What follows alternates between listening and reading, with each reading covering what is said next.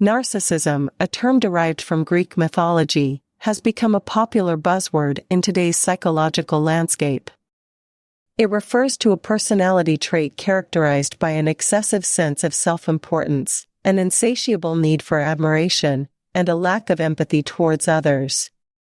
While many people display narcissistic tendencies to some extent, those with narcissistic personality disorder, NPD, take these traits to extreme levels, often causing distressing challenges in their relationships and interactions.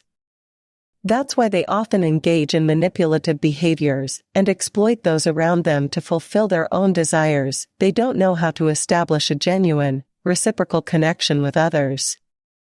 If you've ever felt like the narcissist in your life hates you, don't take it personally. There are at least 6 people that the narcissist hates simply for existing in their world. So let's go ahead and take a closer look, because this may explain a thing or two about how you were treated and also why it is not your fault. Number 1, someone who is authentically themselves. So the first person a narcissist hates is someone who is authentically themselves.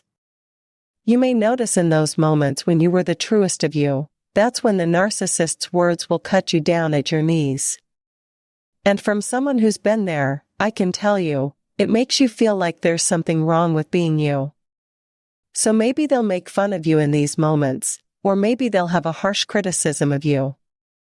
But you'll notice that it's consistent. Whenever you show up as you, they show up to cut you down. And this may come through when you're expressing yourself creatively or just being downright silly. And I have to be honest, there's really nothing worse than hanging around someone who will act this way. People like this are what Brené Brown calls candle blowers outers because they just can't wait to extinguish your flame. And if you stick around long enough and give them enough power, they absolutely will succeed. So why do narcissists hate authenticity so much? It's because narcissists build up a false sense of self to protect their fragile ego. Essentially, they've abandoned parts of themselves in an effort to feel safe and exist in this world. And when they see you feeling free to be yourself, it can be like a subtle reminder of those abandoned parts. And that may trigger some bad feelings. Of course, you have no control over the parts of themselves that they see and the parts they abandon, and you don't deserve to be a punching bag for any of it. But they will absolutely be jealous that you get to express yourself and they cannot. So when you see the narcissist cutting you or someone else down, essentially it's like they're saying, what gives you the right to be yourself? Number 2, narcissists hate sick people. For the most part, there is an exception that we'll get to in a little bit, but generally speaking, narcissists hate sick people. And if you've been sick around a narcissist, you know exactly what I mean. I have a whole video about how the narcissist treats you when you're sick. So, what's it like to be around a narcissist when you are sick? I know some of you know this all too well, and if that sounds like you, I invite you to stop reading now and tell us exactly what it's like to be around a narcissist when you're sick. From my experience, I can tell you it's not fun. Of course, being sick is never fun, but if you have to rely on a narcissist for basic care, you might be in big trouble. So what might they do? There are a lot of things they might do. They might question your illness and tell you that you're lying or exaggerating your symptoms. They might outright ignore you or tell you don't deserve their help. Or they might one-up you and tell you that they're sicker than you, which of course is always possible. But if it happens every single tisso, why then do narcissists hate sick people so much? It seems pretty cold, even for a narcissistic personality. But if you look at it this way, when you're sick, you can't serve the narcissist. And to them, serving them is your purpose. So you can't live up to your end of the bargain. You see, narcissists look at everything transactionally. And when you can't provide whatever service they need in the moment, you're useless to them. And trust me, you're going to feel it. And I mentioned 2 exceptions to this hatred earlier. The first is when the narcissist is in the love bombing or hoovering phases of the relationship. In these moments, they'll go above and beyond to make you feel cared for. Because remember, it's a transaction. They need you to get on board or back on board, and they need you to adore them. And for that service, for that transaction, they're willing to sacrifice and put you first in that moment. The second exception is what we call an altruistic narcissist.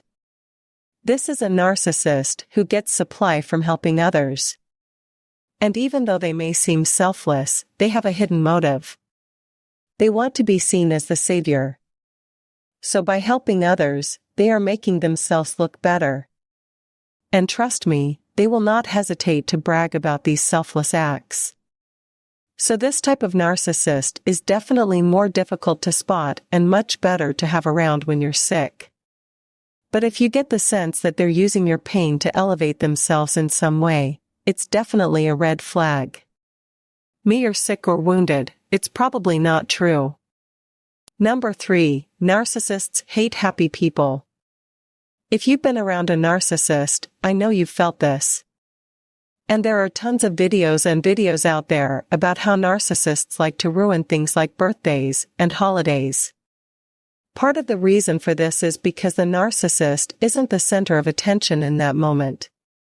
And the other part is they're jealous of your joy. Narcissists hurt other people because they're deeply unhappy. As they say, hurt people hurt people. And so when you get a promotion at work or someone compliments you on your outfit choice, you might feel like you're floating on a cloud, if only for the moment, until the narcissist knocks you right down. It's kind of their favorite thing to do.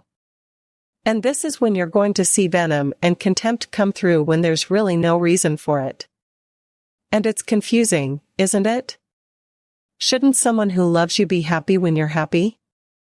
That's just not the case with a narcissist. And it's exactly why your happiness is the best revenge. Because when you're away from them, they can't do anything to stop it. Number 4, the successful person. Have you ever noticed how a narcissist acts when someone else gets a promotion, wins an award, or buys a nice car? Really anything that shows someone's accomplishing things and feeling good about it. So in these moments around narcissists, usually you can expect that same old contempt and venom coming through, even if they don't outright show it.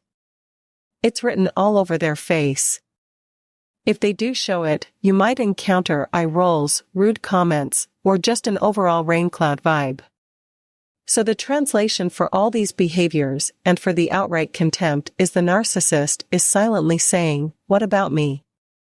I'm the one who matters here." Anyone else's success is straight up threatening to a narcissist. Which is exactly why after you move forward from them, going on to bigger and better things is the sweetest revenge. Your wins remind the narcissist that they aren't as special as they thought. Because even if a narcissist does accomplish things, they like to think that they're the only ones who deserve praise.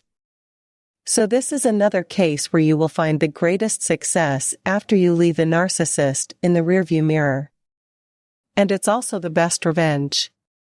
Number 5, the truth teller. So another person that a narcissist can't stand, and I mean truly despises, is the truth teller. And if you're the truth teller of your family or group, you know exactly what I mean. Truth tellers will call out bad behavior, regardless of who it's done to. So these are the last people you'll see as flying monkeys for the narcissist. They aren't the ones who will be doing the narcissist's dirty work. I can pretty well guarantee that. Quite the contrary, they're the ones trying to clean it up with a healthy dose of truth. And it's pretty obvious why a narcissist would despise this person. Truth tellers make it difficult for narcissists to manipulate, abuse, and exploit others.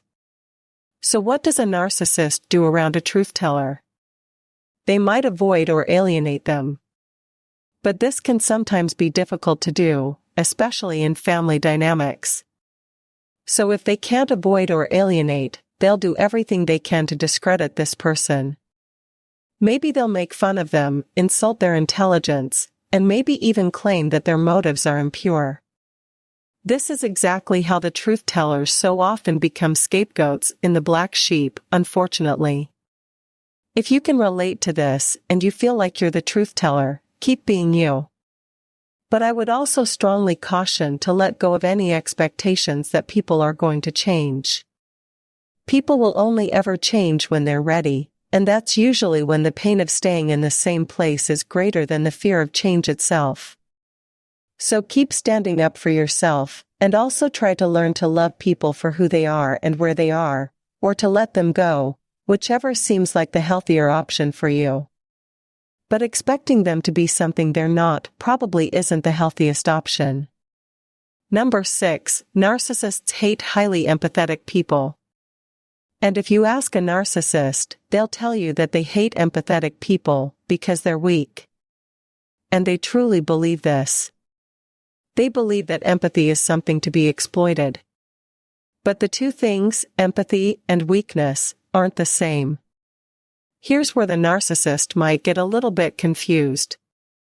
Someone who's highly empathetic and lacks good boundaries is going to have a lot of vulnerabilities that the narcissist will see as a weakness to exploit. So if you are highly empathetic, take this as your sign to check your boundaries, especially if you've been hurt by a narcissist. And I want to be clear, I'm not saying that the only way a narcissist can hurt you is if your boundaries are weak. And if a narcissist did hurt you, it's certainly not your fault. But I am saying it's much easier for them to hurt you when your boundaries are weak. So try to take an honest look at where you are right now and see if you need to secure those boundaries. Now let's take this a little deeper than surface level and talk about why the narcissist really hates empathetic people. And the reason is similar to why they hate happy people. You have something the narcissist will never have, not to any meaningful degree. Narcissists lack empathy. And when I say empathy, I mean emotional or affective empathy. This is the type of empathy they see as a weakness, because it's the type of empathy that allows you to feel deep, meaningful connections.